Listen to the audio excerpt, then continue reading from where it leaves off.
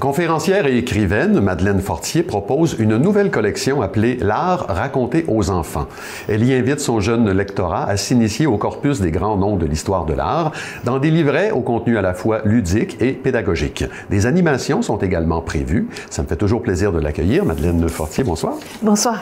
Donc, vous venez tout juste de lancer cette collection-là qui contient pour le moment, je dis bien pour le moment, 4 livrets qui ont à peu près une trentaine de pages, plus ou moins 30 pages, qui sont pour le moment consacrés à Salvador Dali, Léonard de Vinci, Edvard Munch et Jérôme Bosch. Pourquoi ces 4-là d'abord? Pourquoi ces 4-là? Ben, en fait, ce qui est arrivé, c'est que c'est les 4 artistes que j'ai privilégiés pour mes formations que j'ai données aux adultes. Donc, j'ai donné des formations à l'UTA, donc l'Université 3e âge. Des formations en histoire de l'art? Formation en histoire de l'art, oui. Parce que moi, je suis historienne d'art de formation. Et comme j'ai écrit un livre qui traitait de Jérôme Bosch, ça m'a ramené un petit peu dans mes passions. Oui, ça m'étonne pas, là, avec le roman que vous avez écrit, Ma sœur par-delà les siècles. Oui. La présence de Bosch là, dans le quatuor est vraiment pas étonnante. Alors, Bosch, qu'est-ce qui est arrivé? C'est sûr que je voulais faire quelque chose sur lui, donc j'ai monté une formation pour les adultes. Et par la suite, dans les œuvres de Jérôme Bosch, il y a une référence qui est faite à Salvador Dali, parce que Salvador Dali considère que Bosch est le précurseur du surréalisme. Oui, absolument. Et puis, il a vu son visage dans un rocher, dans le jardin des délices de Jérôme Bosch. Dali a vu son visage? Oui, c'est vrai, puis c'est remarquable quand même, ça lui ressemble. Donc, à partir de là, j'ai dit oui, je vais parler de Salvador Dali. Mais Edvard Munch m'intéressait aussi parce que c'est un peintre, je dirais, des émotions. C'est un peintre qui n'est pas tellement connu. Il a eu beaucoup de difficultés dans sa vie, puis son art lui a vraiment été utile pour justement transmettre ces émotions-là. Puis Léonard de Vinci me semblait comme allant de soi. Oui. Bosch et de Vinci ont vécu exactement la même époque, les mêmes années. Est-ce qu'on sait s'ils se sont croisés à un moment donné?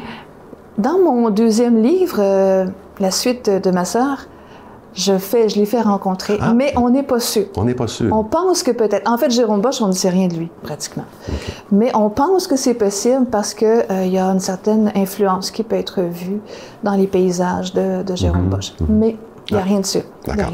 Les 4 livrets que vous proposez, l'inspiration vient d'une série américaine qui existe déjà, qui s'appelle Meet the Artist, qui existe exactement pour les mêmes raisons.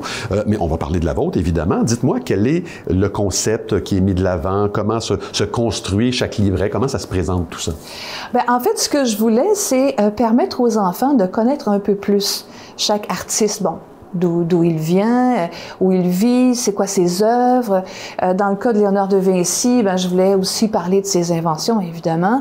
Je veux apprendre aux enfants à reconnaître ses inventions. Je veux leur apprendre aussi des mots dans les langues de chacun, donc en italien, oui, les couleurs, norvégien, oui, le nom des couleurs, en espagnol et puis en néerlandais. Donc ça, je trouvais ça intéressant. Donc savoir que tel artiste a existé, à quelle époque il a vécu, à quel courant il appartient, ça c'est une chose. Moi, il y a une chose qui me plaît particulièrement dans vos livrets, c'est qu'il y a toujours un moment où vous dirigez le regard de l'enfant vers le tableau. Vous l'invitez à parcourir toute la surface du tableau. Et ça, en tout cas, je pense que c'est fondamental quand on veut s'initier à l'art, d'apprendre à regarder. Est-ce que c'est aussi votre avis? Oui, c'est très important de regarder. Puis ensuite, une fois que tu as regardé, c'est de s'approprier d'une certaine mesure. Donc, par exemple, je parle de Munch, c'est sûr que je vais utiliser le cri, qui est son tableau le plus célèbre. Le plus célèbre. Et je vais demander aux enfants de me parler de ce livre-là, de cette œuvre-là, et aussi de la colorer à leur façon. Oui. À leur façon, ils peuvent la colorer exactement comme lui ou vraiment choisir des couleurs différentes. Puis ensuite, je vais leur demander de faire un dessin qui représente une émotion. Oui, c'est intéressant ça. Ça, vous le faites, bon, vous le proposez à l'intérieur des livrets. Oui. Vous le faites aussi dans le cadre de vos animations. Ça va ensemble. Ça va aller ensemble. Oui, ça va aller ensemble. Oui, est-ce que cette série-là va se consacrer uniquement à la peinture ou si vous voulez explorer d'autres genres? Je suis plus portée à explorer la peinture parce que c'est mon médium favori. Donc, les prochains, ça va être probablement Monet et Van Gogh. Ah, d'accord. Puis, en fait, pour dire pourquoi j'ai choisi ces 4 personnes-là ou ces 4 artistes-là, parce que chacun a vécu dans une période particulière. Puis, je dirais que chacun aussi a quelque chose de particulier à offrir. Oui, d'accord. Merci d'avoir été avec nous. Merci à vous. Merci.